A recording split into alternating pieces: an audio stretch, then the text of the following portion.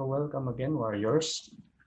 In observance of the World Mental Health Day on October 10, we are again relaunching the MH101 Fundamentals of Mental Health modules. So these are self-paced learning modules that you can do in order to kickstart your way to a better and improved mental health.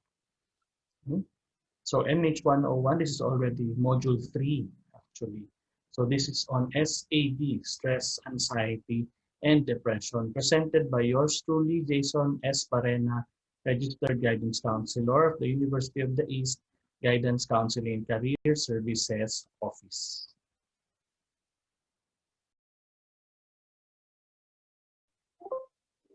So for module 1, we've covered the basic definition of mental health, what it looks like and what it's not. And for module 2, we covered the 10 qualities of mentally healthy individuals. Okay? Now, on module 3, we will be discussing the most common experienced mental health issues, which is SAD, or stress, anxiety, and depression. So before we move on, we need to understand first that mental health issues exist in a continuum. What do I mean? So in this slide, you can see that the slide or the picture, you know, is divided into 4 columns: healthy, reacting, injured, ill. Okay. Now for healthy, that's the normal functioning. Reacting, this is common and reversible distress. And then you have injured, which is significant functional impairment. And then ill, you have a clinical disorder already, and you have severe and persistent functional impairment. Right? So what is the key difference here? For healthy and reacting, you have there on top self-care and social support. Okay?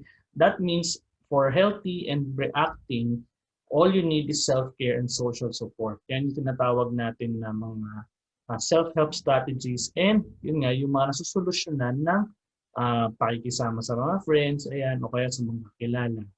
Okay? So you don't really require any professional help at this stage. However, if you've been experiencing, sabihin natin injured, may anger, anxiety, lingering sadness. When you say lingering sadness, hindi nawawala.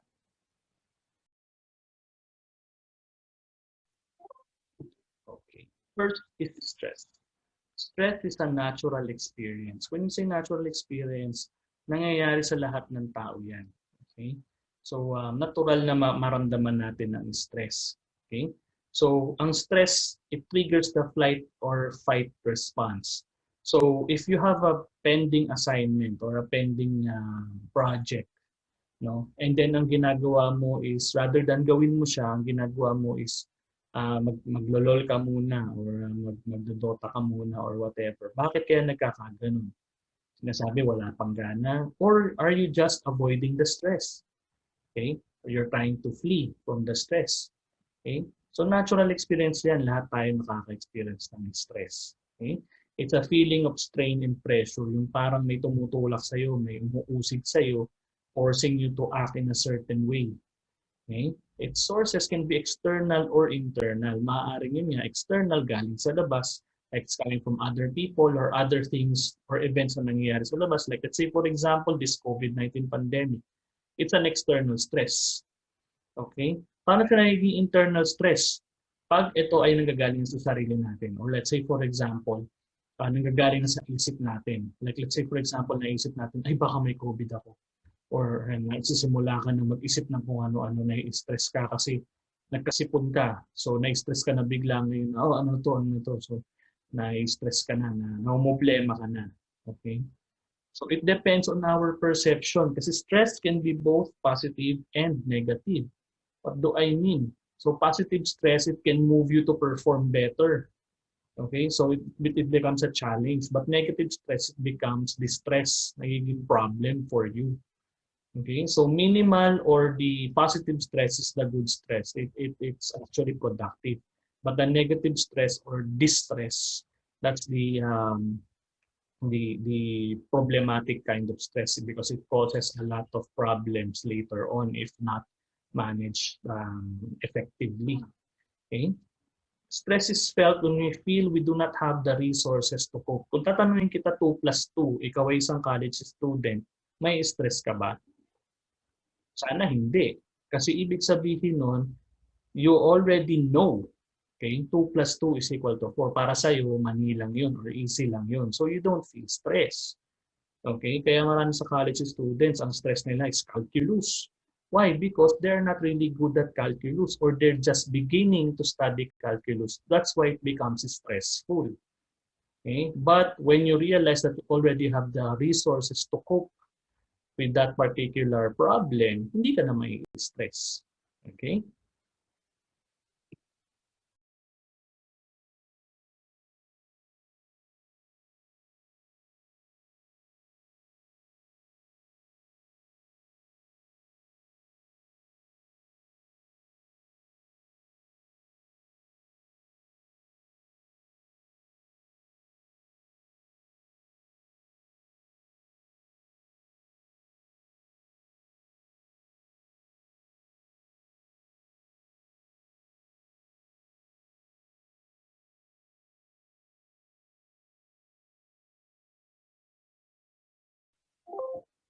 Okay. So for this slide, we have the common stress reactions. So behavioral, we may be showing changes in our activity level. So dati, talagang active ka, kung na-stress ka na, nawalan ka na ng gana, kung ano, ayaw mo nang gawin. Okay? Maaaring nagkakaroon ka na rin ng substance use o nagsisimula ka ng gumamit ng hindi magandang mga substances, be drugs, alcohol, or tobacco. Okay? So it can be irritable, angry, unable to relax, okay? Or unable to relax rather. You can also have physical stress reactions, okay? Yung sinasabing parang upset ang tiyan o parang hindi maganda yung sikmura, or sinisikmura ka. You can get headaches, yung iba pa nga, migraines dahil sa stress. Maaari din dahil sa stress kaya ka pumapayat. Okay? It can be psychological. Number one, feeling heroic, euphoric, or invulnerable. Stress, bakit ganun? Why? Because this is naman the showing of the fight response, the fight response. Um, so katulad yan dahil sa COVID, no? Yung iba feeling nila hindi sila magkakasakit. Pero actually, that's already a stress response. Kasi nga, feeling nila ang laki ng problema nila. So, kailangan nilang labanan ito. Okay? Kaya minsan, feeling nila invulnerable sila, hindi ako makakasakit. Pero actually, that's already a stress response. Okay? There can be denial, anxiety, depression, guilt, kung ano-ano pa. And then you can have problems with thinking. Yan na, hindi ka na makapag-isip sa school, naguguluhan ka, hindi mo maintindihan. Okay, so these are just some common stress reactions. If you're experiencing this, maganda na ipagbigay alam mo, or rather, maganda na i-address mo to. Okay?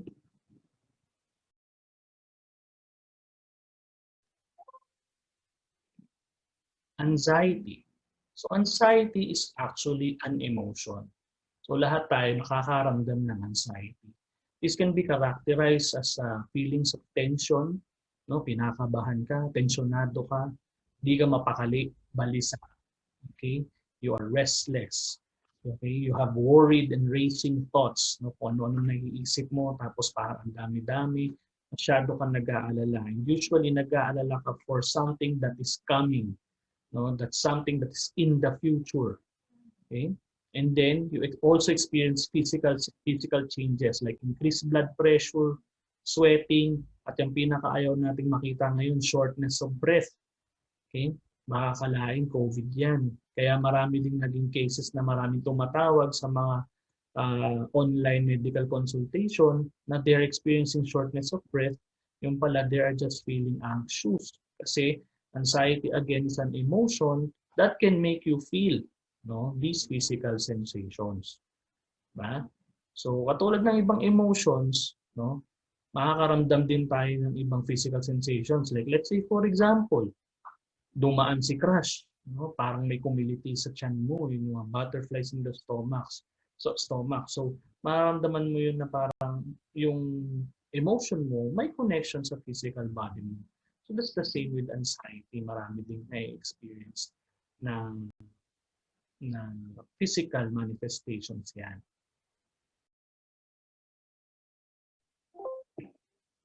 So how do we recognize anxiety in yourself and with others? Okay? So number one, you're overthinking. Isip ka ng isip. Parang problemado ka pero hindi mo naman masolusyonan.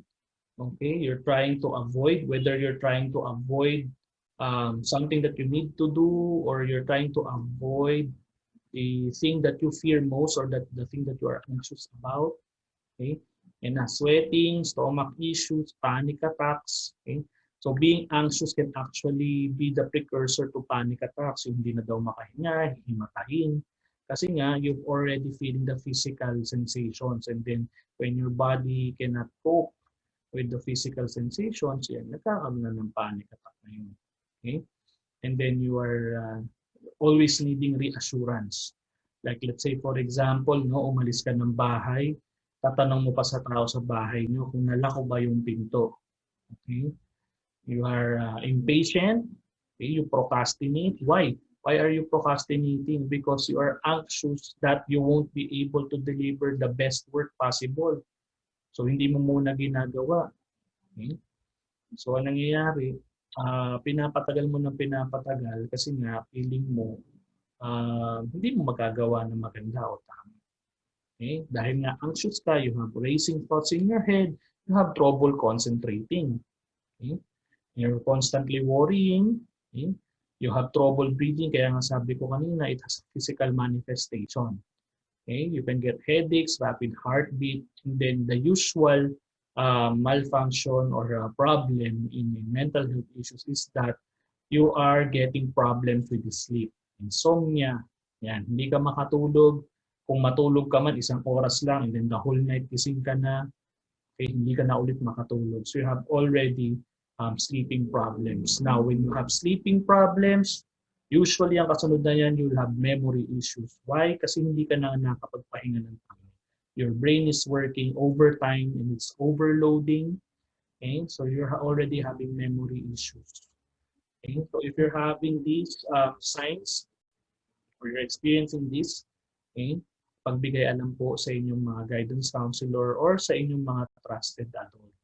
Okay?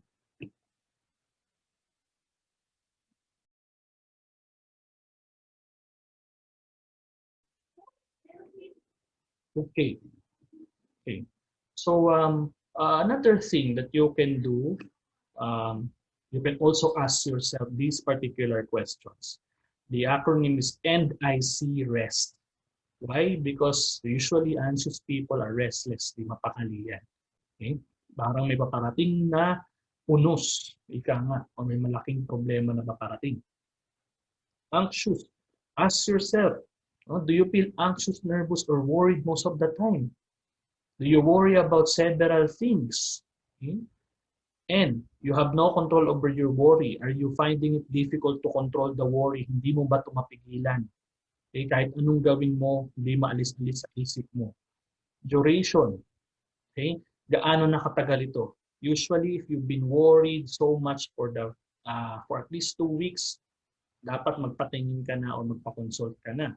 Lalo na kung matagal na yan, no? Ilang months na, lalong dapat magpa-consult ka. Okay? You've been irritable. Do you find that you are more irritable than usual?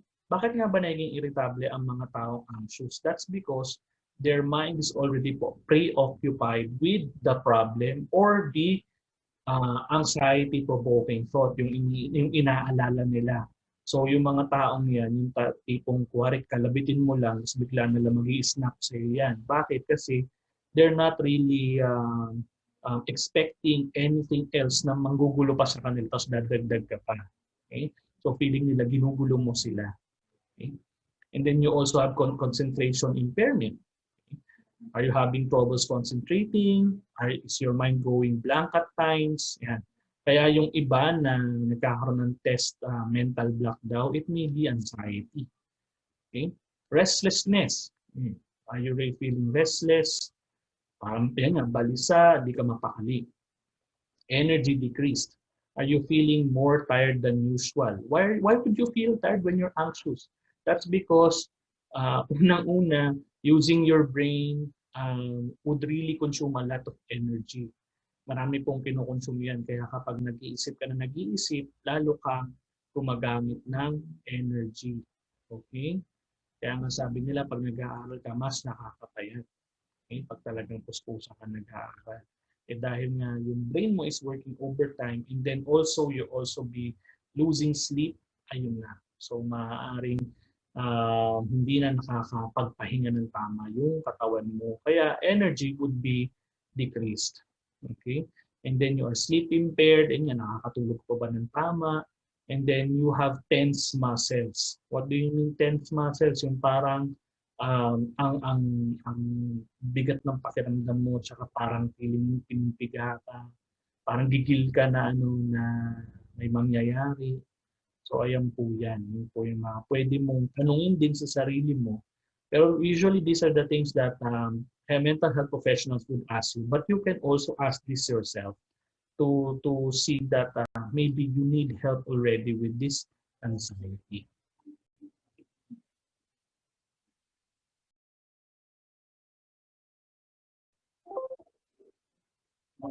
Now we discuss depression. Depression or major depressive disorder. Now depression can be just an emotion, no? Kumbaga pag sinabi mo nakaka-depress naman, totoo naman, it can be an emotion. But that is not the depression that we will be talking about. We will be talking about the clinical mental illness na major depressive disorder. So unang-una, depression is different from sadness. What is the difference? Kasi sadness is a fleeting emotion. Okay? So maaaring mamaya malungkot ka, the next hour masaya ka na, so nawawala, nababago yan. Now, if you are depressed, lalo na kung clinically depressed ka, hindi nawawala yung sadness, yung negative mood mo, hindi nawawala kahit ano pa mangyari. So, depression is a common and serious mental or medical disorder or illness that negatively affects how you feel, the way you think, and how you act. Yan kaya mga tao feeling nila wala nang pag-asa, wala nang mangyayari dito, wala na akong mapagbabago. Yan. So, yan yung mga usual na mararamdaman ng mga taong depressed. So, ano ba yung mga pwede nilang gawin? Maaaring hindi na sila maging ganado gawin yung ginagawa nila. Yan. So, moving on.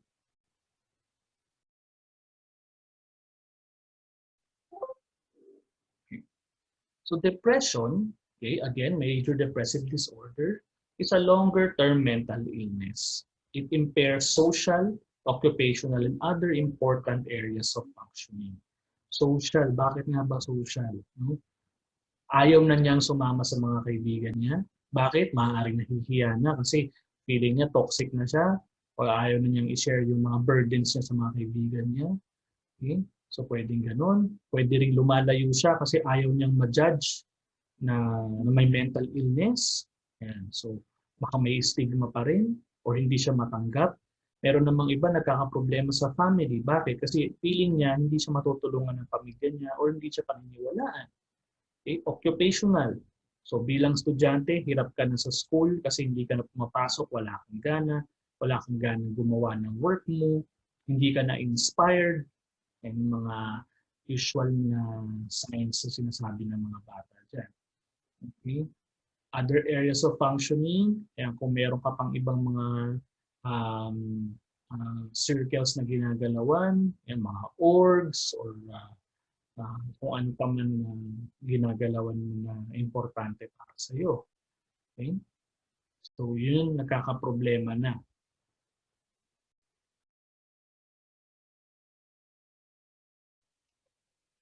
Okay. So, common symptoms of depression. Okay? So, ano-ano ba yung common symptoms of depression? Number one is that you are in a depressed mood. Okay? At least for 2 weeks. Okay? So at least 2 weeks of depressed mood ka. Then that may be an example, an issue of depression. For 2 weeks depressed mood ka. So bakit 2 weeks? Kasi dapat by that time nawala na yung source ng depression mo pero kung nandun pa rin, it can be problem already. Ano ba sinasabi kong depressed mood? Ayan, you'll be feeling sad or empty. Ayan, so yun, parang feeling mo ang negative-negative ng buong mundo. Okay?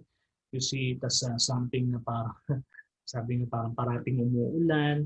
Yun, so it's not really, you're not really in the best mood. Parang ayaw mong gawin, ayaw mong maging, gusto mong maging masaya pero hindi mo magawa. Yan. So depressed mood ka for 2 weeks. Okay?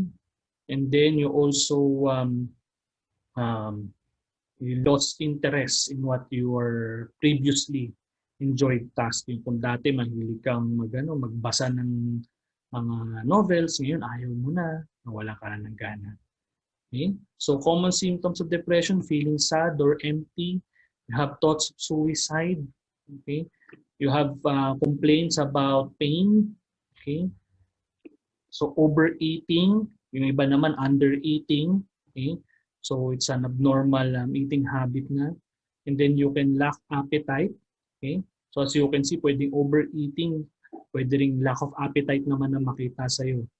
Okay? Since you are always thinking about the problem, you can have poor memory. Okay? And decision making. Yan. Dahil di ka na rin makatulog, kaiisip dun sa problema mo, you can now have insomnia or sleep problems. Siyempre, dahil di ka na rin makatulog, you can feel the fatigue already. Lalong nag-exacerbate na feeling mo hindi mo kaya kasi wala kang energy. Okay? Dahil wala kang sapat na tulog, ayan na, irritable ka na, magagalitin, mainitin ang ulo mo. Alright? And then, you've lost pleasure in your activities. Okay? Yung mga dating gusto mo ngayon, ayaw mo nang gawin. Okay? Ito, feeling guilty. Feeling guilty. Why? Because feeling nila, yun ang sabi ko, they're already becoming toxic. Toxic sa ibang mga tao.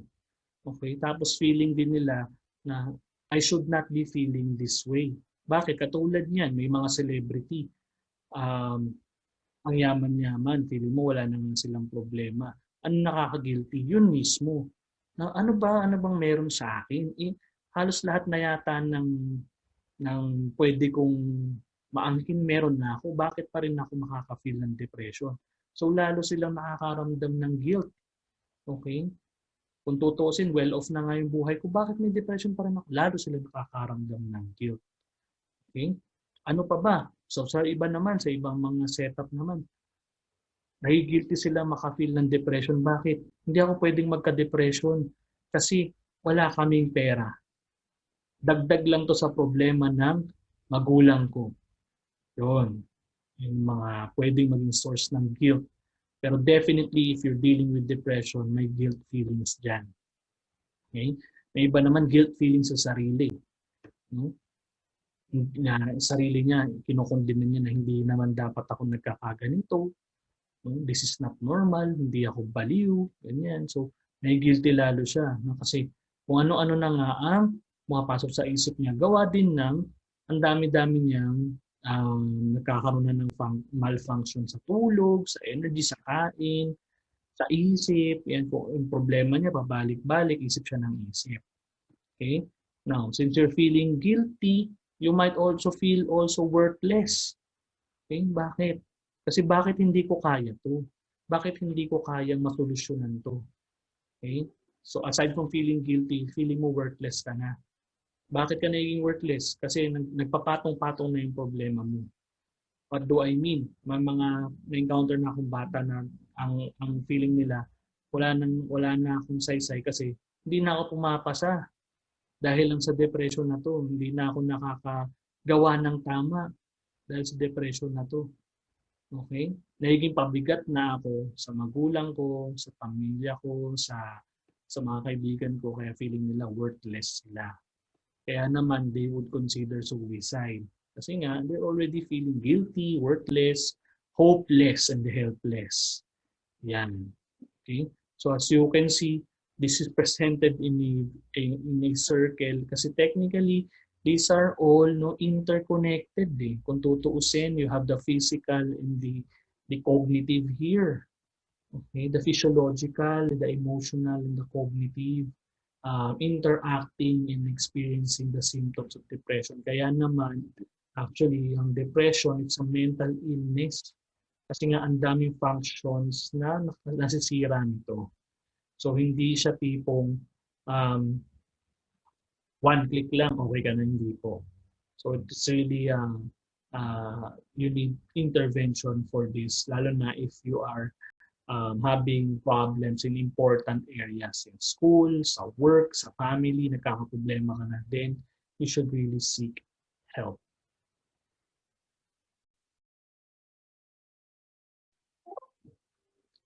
So again, just to recap, for depression, para mas madali na siya maalala, depression is characterized by depressed mood, D, E, energy loss or fatigue, P, pleasure loss, hindi ka na maging masaya, R, retardation or excitation. What do we mean? Minsan, ayaw mong gumalaw. Minsan naman, yun nga katulad sa anxiety, nababalisa ka, no? Konting ano sa'yo, nagugulat ka lang bigla ng ganun, no? Kasi nga, your brain is not really at its best condition. Okay? Eating can change. You can undereat or overeat. Sleep can change. Undersleeping, hindi ka masyado makatulog. Iba naman tulog ng tulog. Okay? Yung iba nagsasabi pa nga, bakit ka tulog ng tulog? Kasi feeling ko pag tulog ako, wala akong problema. Okay? Yun. S, again, suicide thoughts. I, they have this loss of confidence, yung sinasabi ko, self-worth. No? I'm a failure, wala akong saysay at kung ano pang negative thinking. There's only me to blame or guilt. Okay? And then N, you have no concentration. So if you're experiencing this, you might want to reach out to your guidance counselors.